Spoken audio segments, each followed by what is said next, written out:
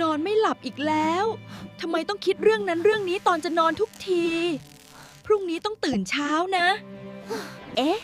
เสียงอะไร เหมือนเสียงฝนตกนี่นา เสียงเบาๆ สบายๆ เสียงฝน ช่วยให้รู้สึกสงบ เหมือนคลื่นซัดทราย ค่อยๆผ่อนเสียงฝนคือตัวช่วย อยากรู้เคล็ดลับนอนหลับดีๆอีกไหม กดติดตามกันเลย